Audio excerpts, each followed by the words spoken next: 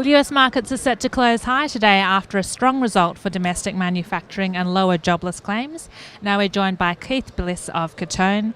Keith, we had a poor outlook from Walmart today. There's speculation that Facebook might be overpaying for WhatsApp, and of course those political riots in the Ukraine.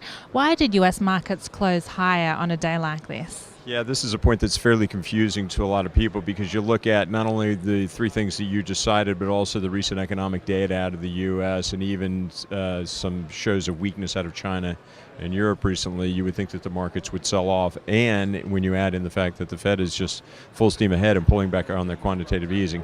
It's fairly technical what's going on in the marketplace right now. We got so vastly oversold at the beginning of this month. And what we mean by that is, you can think of it like when you stretch a rubber band. A rubber band can get stretched too far upward or downward. We get stretched too far downward on the market, so it has to snap back at some point. It's just, it's a pattern that happens over and over again. Interestingly, that pattern occurred right in the midst when we were getting some weaker economic data. Now, adding fuel to the fire of a rally here is most people are discounting the economic data that we're getting here in the U.S. because they're blaming it on the foul weather that we've been experiencing the last month and a half. Whether that's actual or not, truth will be told in that in the next couple of months.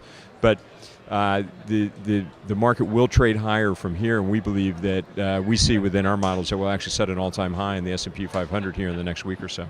Okay, now the market also seemed to ignore a second month of contraction for Chinese manufacturing. Obviously, China is the world's largest emerging market, the linchpin for all other emerging markets. Why didn't we see more reaction or concern around that result in the US? Well, again, I think the U.S. equity market is working off of a vastly overdone negative sentiment, and it has to come back, a reversion to mean trade, if you will.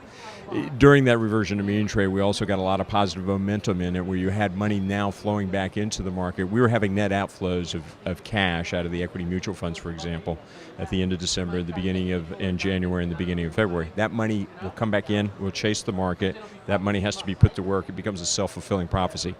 So the economic data is what the economic data is, and sometimes markets will just trade on their own, and they'll recalibrate after a while. I'll tell you the other thing that added fuel to the fire in this move was, and what got us so vastly oversold, was the real concern over the emerging markets. You saw Turkey under real pressure, South Africa, India was under some pressure, Argentina.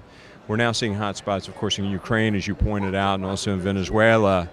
But the mere fact that the economies don't seem to be crumbling is what's adding support to this marketplace right now. So we see weakness. I agree with you. It's a troubling sign. It's worrisome, particularly when you see the world's largest retailer have quarter-on-quarter sales declines.